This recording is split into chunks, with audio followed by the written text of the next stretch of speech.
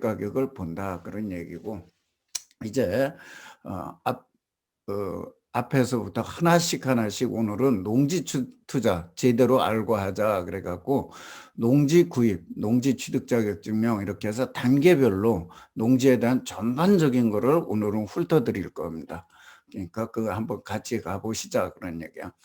땅 투자는 농지 투자는 어떻게 하냐. 이건 물론 농지 투자, 땅 투자뿐이 아니라 부동산 투자할 땐 다 마찬가지다. 대상 지역의 발전성을 먼저 보시고 그다음에 대상 물건의 가치 분석을 하셔야 돼요. 그래서 제가 이걸 얘기할 때 꼭 그래. 예. 대상 지역이 어디냐가 먼저다. 그다음에 물건을 보셔라. 이러니. 그다음에 취득하는 데 있어서 농지기 때문에 이렇게 했는데 취득하는 데 있어서의 인허가를 받을 수 있느냐 그런 거고 그다음에 내가 갖고 있는 하려고 하는 목적이나 자금이나 기간이나 시기나 이런 거하고 내가 맞출 수가 있느냐. 그다음에 관리를 하는 데 있어서 어떤 문제나 또는 어떤 방법으로서 내가 가치를 상승시키거나 문제를 해결할 수가 있겠느냐 하는 거고 세금이나 추가적인 자금이 어떻게 들어가느냐 이런 걸 보셔야 돼.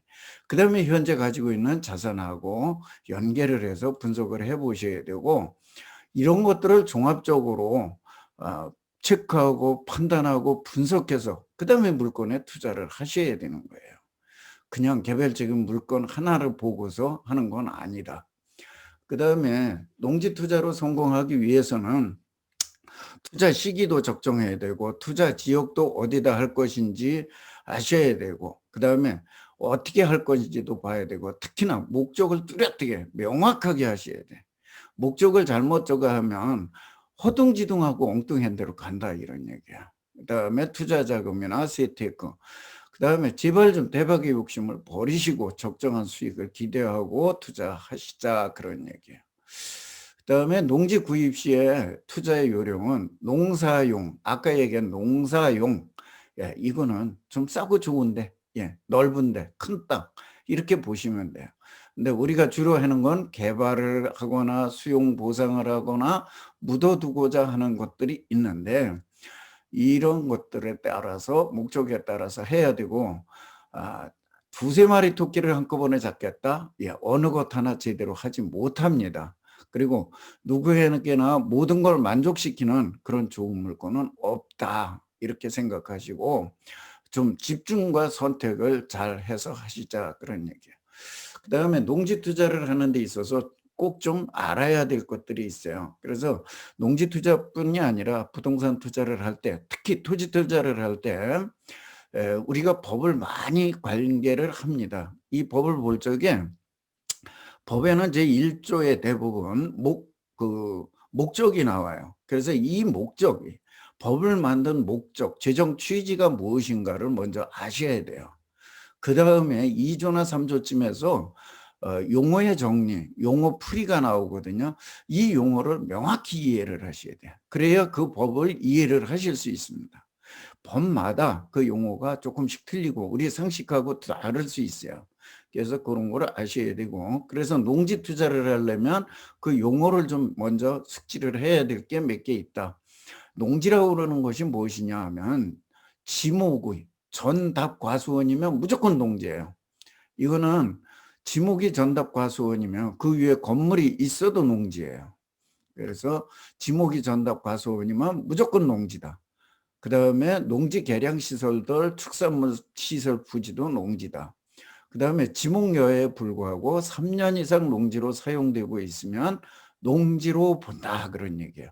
여기에서 과거에는 임야도 해당됐었는데 지금은 불법 전용된 임야는 해당이 안 됩니다. 물론 2016년 이전에 3년 이상 사용한 농지는 농지로 봐주고 있어요. 그러나 그 이후에 한 것들은 안 봐주니까 그건 아니다. 예를 들면 잡종지라든가 대지라든가 아니면 염전이라든가 이런 걸 농지로 3년 이상 쓰고 있다. 그러면 농지다. 그런 얘기예요. 그다음에 농업인이라는 것은 1000제곱미터 이상의 농지에서 농작물, 다년생작물을 재배하는 사람 또는 330제곱미터 이상의 농지에 온실 등을 설치하고 농작물을 재배하는 사람. 여기서 330제곱미터라는 건 시설의 면적을 말해요. 그렇기 때문에 적어도 400제곱미터 이상은 되어야 되는 데다가 시설을 한 것이래야 우리가 농업인으로 본다, 그런 얘기예요. 그 외에 연간 90일 이상 농업에 종사하거나 농산물 판매액이 120만 원 이상인 자, 이 중에 어느 하나에 해당하면 되는데, 이 사실 연간 90일 이상이나 농산물 판매 120만 원에 대한 거는 조금 별도로 설명이 필요한 부분입니다. 그 다음에 농지원부라는 것이 있고 농업경영체라는 것이 있는데 그건 뒤에서 설명을 드릴 것이고, 제촌과 작용이라는 것도 뒤에서 자세히 설명을 드릴 거기 때문에 그냥 오늘 여기서 넘어가겠습니다. 그 다음에 우리가 세금을 볼 때 비과세, 면세, 감면 이런 조항들이 있습니다. 그래서 비과세라고 하는 건 우리가 잘 아는 1세대 1주택처럼 아예 비과세를 하는 것, 과세를 안 하는 거를 말하는 거고, 면세라는 거는 우리가 면세점 같은 데서 아예 면세하고 판매되는 것들, 이런 것들이 이제 면세가 되는 거고, 그래서 이건 특별한 적이 없어요. 그냥 조건만 되면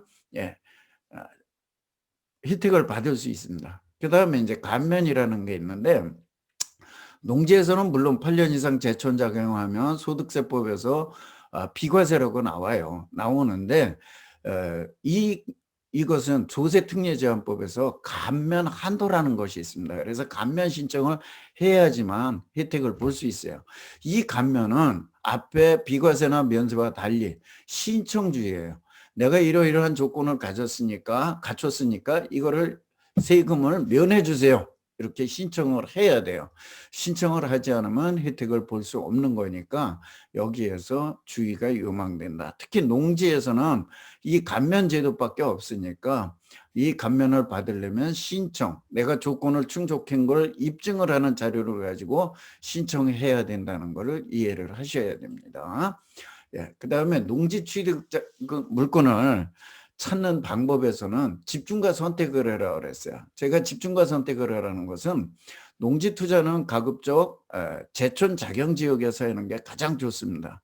그리고 지금 이 방송을 들으시는 분들은 거의 다가 아마 수도권에 사시는 분들일 겁니다. 또는 대도시에 사시는 분들일 거예요. 그래서 수도권이나 대도시에 사시는 분들이라고 그러면 자기가 살고 있는 거기에서 제촌 지역이라 그러면 30km 또는 연접한 시군구인데, 이 지역이 다 토지 상승률의 상위에 해당하는 지역들입니다. 그래서 그런데 너무 개발이 어디 된다 뭐 한다 해서 너무 뛰어가지 마시고 자기 사는 데서 하시고, 자기가 원하는 지역을 좀 집중 공략하라. 그 다음에 투자 원칙을 세워라. 이건 아까 제가 목적을 얘기하면서 했는데, 그 다음에 관련 기관이나 관련자들을 좀 적절히 활용을 하셔라, 그런 얘기예요. 그 다음에 이제 취득 물건을 찾는 방법에서 보유하면서 이용 처분하려고 그러냐 아니면 하려고 하느냐, 이거에 따라서 투자하는 지역들이 조금씩 달라지고 물건이 달라지니까 이 부분도 조금 생각해 보고 들어가셔라, 그런 얘기예요. 그 다음에 이제 농지 투자로 성공하기 위해서는 계속 투자 목적에 대한 게 계속 직접 활용할 건지 임대를 할 건지 수익형으로 할 건지 자산형으로 갈 건지 농지연금으로 갈 건지 이런 것들, 이런 것들에 대한 걸 많이 생각을 하셔야 된다. 그 다음에 거주지나 도시지역에 할 거냐 아무데나 돈 대면 할 것이냐, 이것도 물론 사람에 따라 다르고 다 달라요. 그러나 가급적 제가 어디 거주지 주변에서 하시고 도시지역 주변에서 하시라고 말씀을 드립니다. 그 다음에 자기 자본이냐 차입 자금이냐 자금에 대한 성격을 강조했어요. 그 다음에 세테크는 지금 현재는 어떤 부동산이든지 강조해도 부족함이 없고 점검을 반드시 해야 될 사항입니다. 그래서 차익이 많이 나는 것도 좋지만 절세를 하는 방법도 하나의 투자 방법이다. 그 다음에 투자를 어떻게 직접 간접 여러 가지, 요새 아파트 같은 거에서도 법인으로 많이 했었잖아요. 그래서 그런 얘기들을 하는 거예요. 그 다음에 투자 시기도 당장 할 것이야 또는 매도 시점 등을 내가 침체기나 또 매물이 많이 저렴하게 나오는 시기에 할 것이냐 이런 것들도 오랜 경험을 통해서 좀 생각해 가면서 하셔라. 그다음에 농지 투자를 어디에다 해야 할까 하는 겁니다. 지금 아마 제가 여기서 하는 화면하고 우리 그 원우님들이 보시는 그 화면하고는 한 1초 내지 2초 정도 차이가 조금 있는 걸로 알아서 조금씩 늦게 화면을 남기고 시작을 하겠습니다. 농지 투자 어디에다 해야 하느냐, 제촌작용한데 했느냐, 제촌작용 무시할 할 것이냐. 그래서 물론 이거는 돈이 된다면 어디에 해도 상관은 없습니다. 그러나 저는 제촌작용 조건을 가능하면 맞추실 수 있다면, 지금 당장이 아니라 나중에도 맞출 수 있다면 제촌작용 가능한 데다 하는 것이 많이 좋더라, 수익률이 높더라, 그런 얘기예요. 그 다음에 그런 거 저런 거 아니라면 개발 가능한 데다가 해도 괜찮겠다 하는 얘기입니다. 그래서 뭐 물론 나중에 가서 처분하는 과정에 가서 저거 하는 거. 그다음에 농업법인을 통한 농지 투자. 농업법인을 통한 농지 투자인데 지금 사실 아직까지는 이렇게 그렇게 농업법인을 통해서 농지 투자가 많이 이루어지지 않고 있고, 농업법인은 소위 여러분들이 잘 아시는 기획부동산들이 많이 활용을 했습니다. 그리고 실제 우리나라 사람들은 개인 소유욕이 강해서 법인을 통해서 하는 것들이 그렇게 잘 되고 있지는 않습니다. 그래서 이 부분은 나중에 조금 더 깊이 들어오셨을 적에 말씀을 더 드리도록 하겠습니다. 그다음에 개인이 농지 투자하는 방법에서는 묻어두기 투자 또는 개발을 위한 투자 이런 걸로 하면서 수익 창출을 하기 위한 것도 있고, 공동 투자나 또는 약간의 편법 투자를 하는 방법들도 있습니다. 그래서 이것들은 지금 여기 뭐 이 강의를 들으시는 분들은 다들 아파트나 이런 다른 투자들을 해보셨기 때문에 이런 방법들은 토지 투자를 해서 별다르지 않다. 결국 그쪽에서 투자하던 것들을 약간 응용만 하면 다 토지 투자에서 활용할 수 있는 거니까 그걸 활용해서 해보셔라. 농지를 구입하는 방법들은 뭐 우리가 일반적으로 많이 하는 거니까 넘어가고, 농지 취득할 때도 꼭 확인해야 할 것들이 있습니다. 투자자가 구입 자격이 되는지, 내가 구입이 자격이 되는지. 요새 뭐 농취증은 그래도 잘 나오는 편입니다. 그러나 토지거래 허가 지역에서는 굉장히 자격을 까다롭게 보고 있습니다. 그다음에 농지가 내가 투자하려는 거 맞는지, 적격한지, 농지인지 그런 것들을 확인을 하셔야 돼요. 그다음에 뭐 공부 확인이야 너무나 당연한 거고, 용도 지역 확인을 많이들 하시는데 이 용도 지역 확인은 꼭 개발이 아니더라도 확인을 반드시 하셔야 돼요. 그래서 이 용도 지역, 그다음에 농지에서는 농업진흥 지역이라고 우리가 소위 얘기하는 절대 농지라고 과거에 얘기하던 그런 지역들에 있는 것을 할 건지 거기서 아닌 거를 할 건지도 봐야 되고, 농지법만 봐서는 안 되고 타법도 또 같이 봐줘야 됩니다. 그다음에 현장 답사하면서 현지 상태와 지적도가 상이한지도 좀 보아주셔야 돼요. 그래서 반드시 그 지적도가 상이할 때는 현장 확인을 하신 후에라도 나중에 사실 적에 측량을 요구를 하셔야 됩니다. 실제 이게 많이 있어요, 틀리는 게. 그래서 하셔야 되고, 특히나 측량을 요구해야 되는 게 옆에 대지하고 경계를 맞닿아 있는 것 또는 도로나 하천하고 맞닿아 있는 것들은 가급적 구입하실 때 측량을 요구하셔라, 그런 얘기입니다. 그다음에 농지 투자할 때 반드시 확인해야 하는 것들로 법률적 지역적 분석이라고 제가 말을 붙였는데, 사실은 법적으로 이거를 내가 하는데 취득하는 데서부터 보유 관리하고 처분하는 데까지 어떤 제약사항이 없는가를 보셔야 돼요. 그다음에 수요층을 봐라. 이건 지금의 수요층이 아니에요. 내가 판매하고자 할 때 잠재적 수요층, 즉 내가 판매하고자 할 때 내 땅을 어떤 사람이 와 사줄 것이냐. 5년, 10년, 20년 내가 갖고 있으면 이 땅을 어떤 사람이 와서 사줄 것인가를 보셔라, 그런 얘기예요. 그다음에 성장성이 있느냐, 그 지역의 발전 가능성이 있느냐, 그 토지의 발전 가능성이 있느냐, 예, 이런 것들을 보셔라 그런 얘기. 지역이 중요하다고 자꾸 그랬어요. 지역적 분석이 더 중요하다. 그 다음에 개별적 분석을 보시는 거예요. 개별적으로 농지가 현황이 어떻게 생겼고 어떻게 생겼고 도로가 있고 없고 주변에 혐오시설은 없고 있고 개발 행위는 가능하고 안 하고 그 다음이에요. 예, 그래서 이것이 나중인데도 불구하고 우리는 많은 분들이 물건을 드리면 이 개별적인 걸 먼저 보세요. 이거는 차후다. 무슨 얘기냐면 강남에 저 뒷골목에 있는 단독주택이 됐든 단독 빌라가 됐든 그 부지가, 그 땅이, 그 아파트가, 그 빌라가 저 지방에 있는 소도시, 서울 경기에 있는 소도시에 몇 배가 가는 땅들입니다. 몇 배가 가는 값이 나가요. 이게 뭐예요? 지역이라는 겁니다. 이 개별적인 거는 그 똑같은 지역에서 개별적인 걸 다시 보는 것 뿐이에요. 이렇게 보셔야 돼. 보실 때는. 그래서 그 다음에 투자 목적에 적합한지 뭐한지 자금 운영은 적정한지 특히 내 투자 성향과 맞는지도 보셔라. 뭐 취득하는 절차가 있는데 이 취득하는 절차는 여러분들이 너무 잘 아시니까 그냥 이렇게 있구나 보시면 되겠습니다. 농지 취득자격증명 발급 대상은 모든 농지라고 생각하셔야 돼요. 농지법 8조에 의한 농지라고 생긴 것, 지목이 전답과수원, 아까 얘기했죠. 농지 개량시설 또는 3년 이상 농지로 사용한 농지에 대해서는 모든 농지에 대해서는 농취증을 발급받아야 된다. 이렇게 이해를 하셔야 돼요. 다만 안 받는 경우가 있다. 여기서 상속을 받는 경우하고 시효 완성으로 취득, 시효 취득하고 두 가지는 농취증을 안 받습니다. 그 다음에 토지거래 허가를 받으면 안 받는데 이거는 토지거래 허가 받을 때 농취증 서류가 들어가요. 같이요. 그래서 실제 안 받는 건 아니에요.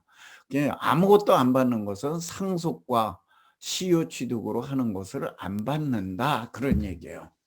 뭐 환매권에 의한 거 기타 있는데 이런 거는 극히 드문 얘기이기 때문에 두 가지만. 이 상속은 법정 상속이야. 시효 취득은 재판을 해준 거예요. 이 농취증은 어디로 가느냐? 등기를 내기 위한 소유권 서류예요. 그래서 들어가는 겁니다. 그 다음에 농지 취득 자격증명 발급 대상자는 누구냐? 그런 얘기예요. 농지 여기에 뭐 여러 가지 써 있어요. 여러 가지. 따지지 마세요. 발급 대상자는 농지를 취득하려고 하는 사람이나 농업법인 이렇게만 이해를 하시면 돼요. 농지를 취득하려고 하는 농업인이나 농업법인은 누구라도 농취증을 발급받아야 된다. 그 다음에 발급을 못 받는 사람이 있어요. 학교에 재학 중인 학생. 학교에 재학 중인 학생이에요. 이 사람은 못 받아. 못 받는데 다만 대학생은 주말 체험 영농은 취득 가능해요. 대학생은. 학교에 재학 중인 학생은 못 받습니다. 그럼 미성년자는 받느냐? 일단 미성년자도 어렵다고 보셔라. 지금은 보통 고등학교까지는 다 나오니까. 그러나 중학교밖에 안 나오고 고등학교나 대학교를 안 가고 농사를 짓고 있어요. 받을 수 있느냐? 받을 수 있다. 이런 얘기예요. 그러나 초등학생은 받을 수 있느냐? 못 받는다. 어린애가 어떻게 농사를 짓겠습니까? 그래서 이렇게 생각하셔라. 그 다음에 우리가 간과하고 있는 게 하나 있어요. 자기 소유 농지를 전부 임대하고 있는 사람. 이 사람은 못 받아요. 그래서 자기가 농지를 갖고 있는데 상속을 받았거나 뭐를 했거나 해서 갖고 있는데 이거를 전수 임대하고 있다. 좋은 농지가 나와서 내가 살라고 해도 이런 사람은 못 사. 그러니까 반드시 농지가 있는 사람은 1000제곱미터 이상은 농지원부나 농업경영체를 반드시 만들어서 농업인을 유지하셔라. 그런 얘기를 제가 뒤에서 또 할 겁니다. 농지 취득 자격증명 발급 요건은 어떠냐? 발급 대상자여야 되고 목적이 정당화해야 되고 뭐 어쩌고 저쩌고 이렇게 나와 있어요. 이거는 우리가 법에서 얘기한 거고, 그다음에 우리 여기 계신 분들은 원원님들은 경공매로 많이 하시려고 그러시잖아요. 그럴 적에는 농지에 농지가 농지인 상태가 아니라 불법 건축물이 있다든지 아니면 방치하고 있다든지 이럴 때는 복구 계획서를 내 가지고 하면은 그게 실현 가능하다 보면은 내준다 그런 얘기예요. 그래서 복구 계획서를 첨부해서 내면 된다. 그다음에 농지증 발급 절차는 뭐 이 첨부 서류가 이렇게 여러 가지 중에 한 가지를 붙이는 거예요. 우리가 보통 하는 게 농업경영계획서. 그다음에 농지 취득 인정서라고 있는데 이거는 극히 드문 얘기예요. 이거는 아마 농지 업무를 20년 30년을 봐도 한두 번 볼까 말까 한 서류입니다. 그 정도로 희귀한 거니까 그렇고, 임대차 계획서나 사용대차 계획서는 임대차로다가 내가 할 때 농지 전용 허가 입증 서류 요거 뒤에서 나옵니다. 그다음에 경공매 최고가 매수인임을 증명하는 서류 이런 거를 첨부해서 한다. 그다음에 자격 확인, 농지 취득 자격 확인은 대상 농지 면적이 제대로 돼 있냐, 1000제곱미터가 넘냐, 330제곱미터의 시설이냐, 농기계가 제대로 확보가 돼 있느냐, 하려고 그러느냐, 소유 농지를 아까 제대로 하고 있느냐, 이거 안 하고 있으면 취득 안 된다 그랬어요. 그 다음에 농작물을 하려고 그러는 게 맞느냐, 예. 그 다음에 원상복구 가능한 것이 이게 맞느냐, 그 다음에 그 사람이 연령이나 신체적이나 직업이나 이런 걸로 봐서 영농을 할 수 있느냐, 그 다음에 신청자의 영농 의지가 있느냐. 그래서 지금은 농취증 그 신청을 할 적에 인터넷으로도 하는데 들어오세요. 그리고 농사를 어떻게 질라 그럽니까? 이런 거 물을 적에 반드시 답변을 잘 하셔야 돼요. 왜냐면 영농 의지가 있느냐가 아주 주관적인 판단이에요. 담당자의. 그러니까 그거 하셔야 되고, 농지 취득 자격 증명은 대부분 농업 경영으로 한다 그런 얘기고, 주말 첨용농으로 하는 경우가 이제 요즘엔 조금 있습니다. 그다음에 농지 전용 목적으로 하는 경우가 덜어덜어 있어요.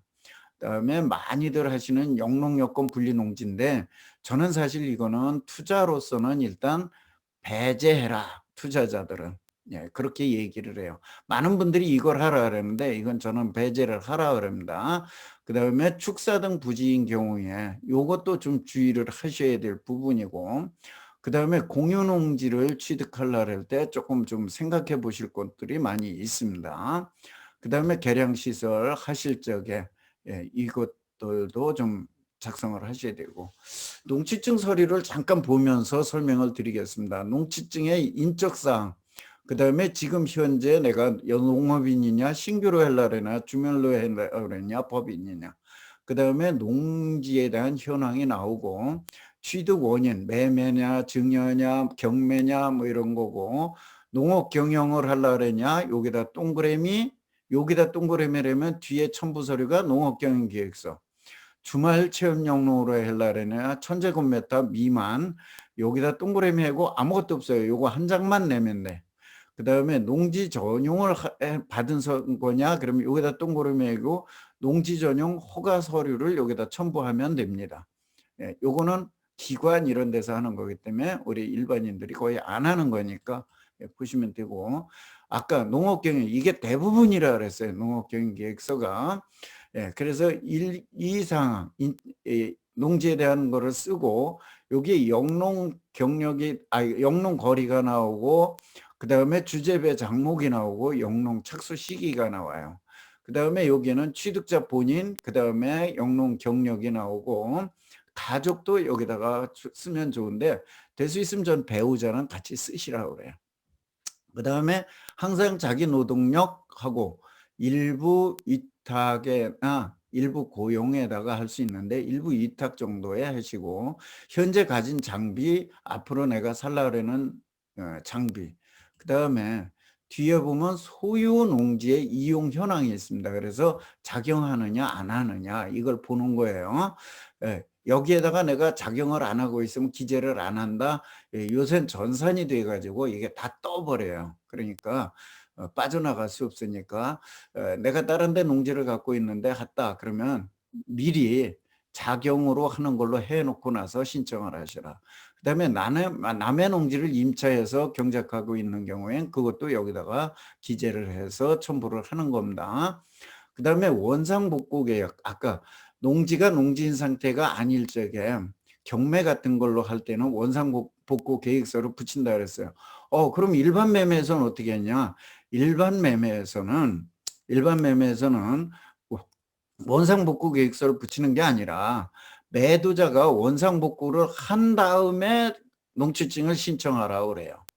그리고 경매나 공매는 남의 땅이기 때문에 못하니까 원상복구 계획서라는 걸 하는데 이 양식은 없습니다. 그냥 땅 쓰고 현재 상황이 어떻고 내가 어떻게 그걸 원상복구 하겠다. 그리고 내용을 쓰면 됩니다. 그렇게 해서 쓰는 거예요. 예. 그렇게 해서 써서 내시면 되고 미발급 이거는 넘어요. 그다음에 토지거래 허가구역에 대한 정리인데 여기에서는 좀 알아두실 게 그냥 이 면적이 얼마 이상은 받는다 하는 거 하나 하고 그다음에 요 6개월 이상인데 지금은 6개월 이상이 아니라 그냥 전 가족이 거주를 하면 돼요.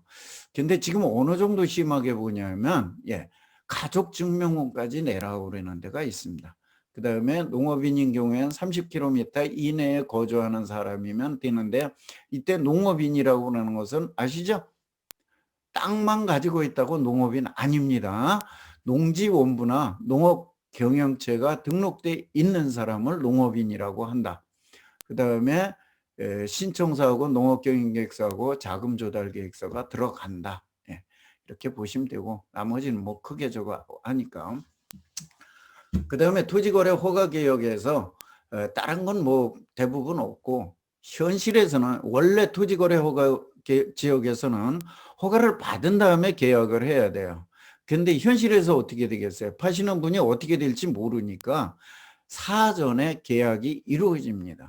그래서 이런 경우에 저거를 갖다가 약정이라고 그래요. 매매 약정서라고 이렇게 표현을 합니다.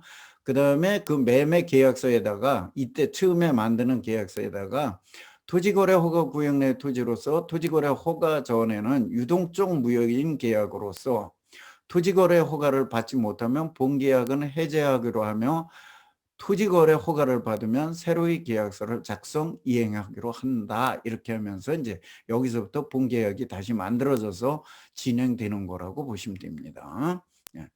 그다음에 농지증여. 농지증여는 뭐 증여하는 거니까 크게 저거는 없는데 여기 2억으로 돼 있는데 증여세 1억입니다. 1억 감면인데 영농자녀가 증여를 받을 때는 증여세 1억 원까지 감면을 받게 되니까 약한 우리 저걸로다가 뭐죠? 공시지가로다 한 9억 원까지는 증여세가 없다 이렇게 보시면 됩니다. 9억 5천만 원인가 그럴 거예요. 그래서 그런 거는 없다 이렇게 보시면 되고 농지 상속할 때에도 영농인이